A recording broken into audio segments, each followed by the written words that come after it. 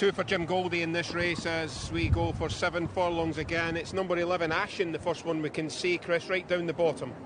Yeah, at the foot of the weights off a mark of 67, so punching to a degree up at this level of competition.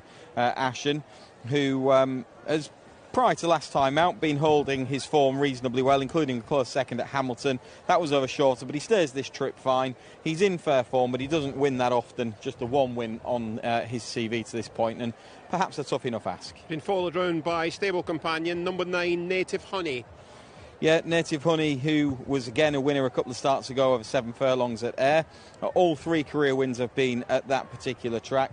Didn't run up to his best last time out at the same track, but normally on the peak of his efforts he would have a bit of a chance. He's just a touch in and out, and it's which form he turns up in today. There's 4 3-year-olds in the race. The first of them coming next is number 5, Passing Thought. I didn't think she was disgraced at Royal Ascot in the Sandringham. She hasn't been seen since. No, she wasn't. She obviously won at Wetherby, making the running. Coming from the back of the field at the start of the campaign, and then was saved to go to Royal Ascot on the back of that. This is much more realistic and still unexposed. Another of the 3-year-olds is trained by James Fanshawe, number 7, Augustus Gloop, who was 4th last time out around Wolverhampton. Probably better than able to show on that particular outing. That was the first start since the spring, and he might just strip a touch fitter for it. Then we can see, if we just come forward one, we've got number 4.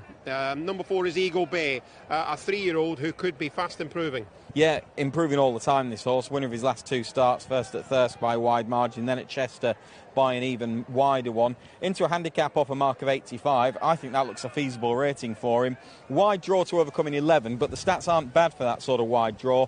He tends to go forward. Style of racing should be suited by this track, although there are a few others that like to get on with things. Number 10 is Zar Valley, already a winner this season.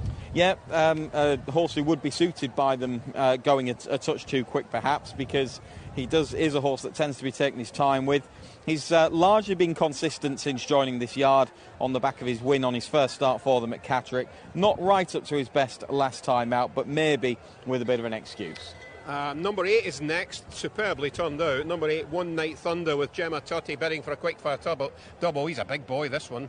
Yeah, back onto the surf after switching back to the all-weather last time out when pulling too hard on that particular occasion. His Haydock run earlier on in the campaign would give him a shout, but he hasn't really been in that sort of form in a couple of starts since. After One Night Thunder is the top weight, Johnny Concrete, a winner at York a fortnight ago today. Yeah, and that race produced a good time figure. He's going to sit handy, probably just in behind the Good Gallop. Similar sort of scenario to last time out. He's been in some really competitive races and has been running well. He's proven over the course and distance he must be a big player. And then randomly just dropping back 1 or 2, if we can come to number 2, Guidor.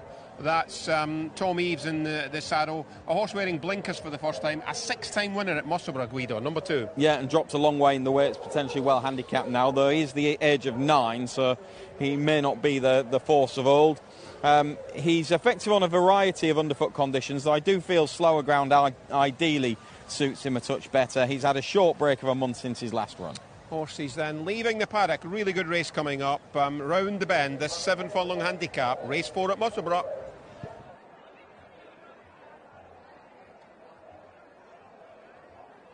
This is 1, Johnny Concrete, owned by Mr. Ian Jones. Ian Jardine, the trainer. Jack Nicholls in the dark green with the white stars. That is 1, Johnny Concrete. Number 6 is Vixie, the mauve with grey armlets. Mr. Alan Davies, Simon West and Aidan Brooks. That is number 6, Vixie, who is followed on the way down by Misunderstood, owned by Mr. McLeod and Mr. Graham. David O'Mara, the trainer. Danny Tudhope in black and red diamonds. And then Guidor, the dark blue with white cross belts, the yellow and maroon striped sleeves. Katie Scott, Lamont Racing and Tom Eves on board. That is Guidor, the 13-time winner. Black and white stripes, Native Honey. Belgate Racing Limited, Jim Goldie and Paul Mulrennan looking for a treble. And for the same trainer, number 11, Ashen. Johnny Delta Racing, Lauren Young claims 5 in the familiar black and yellow. That is Ashen. Bit of a break after those to Passing Thought, number 5, the Kingsdown Racing Club, Ed Walker and Kieran Schumark. That is dark blue with a pink stripe. And 3 more on the way. One of those is Zarvali. Zarvali, number 10. This is also red and black, but red and black checks. For Swales and Fell, Roger Fell and Joanna Mason on board number 10, Zarvali. And then 7 is Augustus Gloop, Just Wow, James Fanshawe, Daniel Muscat, the dark and light green, checked colours, number 7, Augustus Gloop. 4 is Eagle Bay, owned by Daniel Hunt, Wrigley's and Castles, Harriet Bethel, the trainer, Sean Dillon Bowen in black with the red and white striped sleeves, and the field completed by 8, One Night Thunder, Grange Park Racing, Gemma Tutty, Oisin McSweeney, the beige with the brown seams, number 8, One Night Thunder. So runners are at the post. Eagle Bay is the 11-4 favourite to complete a hat-trick. It's then 4-1 Johnny Concrete. Misunderstood is at 7-1. So too is Passing Thought. Ashen is 15-2. Zavali is priced at 10-1. Guidor is at 11-1. It's 16-1 Vixie. Same price. One Night Thunder at 20-1 is Augustus Gloop, and Native Honey is the 25-1 outsider of the 11, set to line up at 3:20, which is under 3 minutes from now in our 4th race of the day, the Champagne Pommery Cuvée Louise Gold Cup Handicap. They are at the post.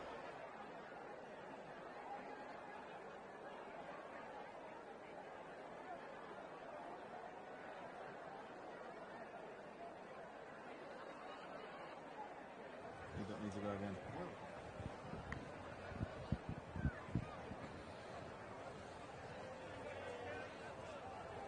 Yeah, one of 4 3-year-olds in the race. The current favourite, Eagle Bay, on a hat-trick. The 11-4 favourite.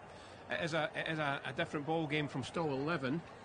Yeah, and there is the potential for a bit of company up front. If you actually look at the stats, then making the running from a wide draw is better than making the running from an inside draw. So I think you probably just get a chance to clear them, and maybe don't do it unless you're able to get there on your own steam without overdoing it, perhaps. But Eagle Bay, I'm sure, is a well-handicapped horse on what he's been doing.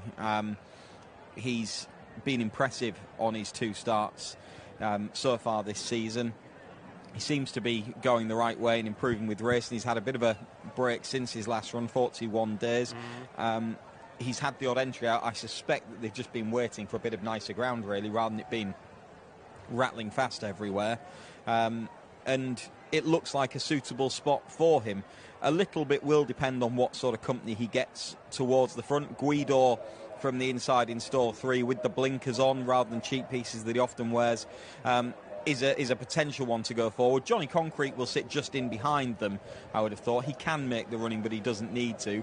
He's obviously got some strong form, and that was a good race that he won at York last time out. Misunderstood has been strong in the market. I'm sure that he will travel into it very comfortably. He wasn't beaten far at York. He wasn't, and he is on a good mark potentially now. So if they did go a good gallop, I can see him carrying Danny Tudhope a long way, and he will have a chance. He keeps on getting beaten, but he is dropping in the weights, and he's clearly starting to come to the boil, because he's been in some fairly competitive races of late and been running well. He has a little bit to find with Johnny Concrete, but not much, and he's slightly better off at the weights. I think he was only beaten about a length and a half at York.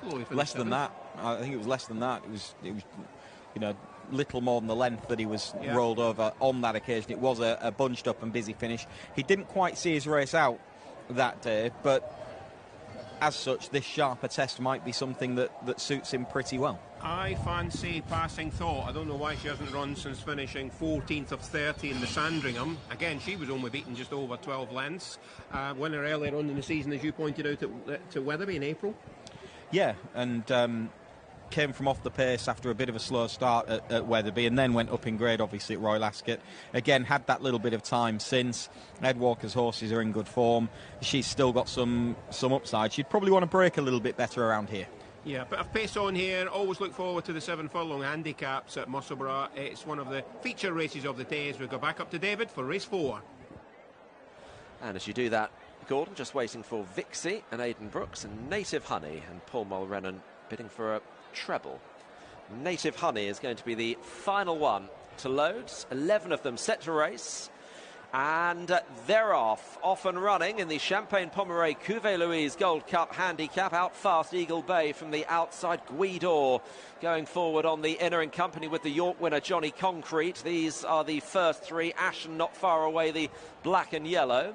These are then followed by the beige One Night Thunder with Vixie just sitting in behind ahead of Augustus Gloop and Native Honey around the inner. The back 3 Misunderstood in the hood on the inside of Zavali. And Passing Thought is the back marker as they head around the turn, and it's the 13-time winner Guidor that leads by a length 2. In second position, Eagle Bay as they complete 3 furlongs. Ashen is in third place. In fourth is Johnny Concrete, followed then by Native Honey and Vixie, Augustus Gloop, and then One Night Thunder. The back 3, Zavali on the outside of Passing Thought, and on the inner is Misunderstood. So Guidor it is that leads them with 2.5 furlongs left to go. Guidor driven, Eagle Bay, and Sean Dillon Bowen being asked to challenge. Johnny Concrete still goes well on the outside, and Johnny Concrete has swept past them all here. Johnny Concrete the leader, 2 Ashen running on, Vixie trying to get into it, but it is Johnny Concrete that leads inside the furlong under Jack Nicholls, and Johnny Concrete's going to take some catching.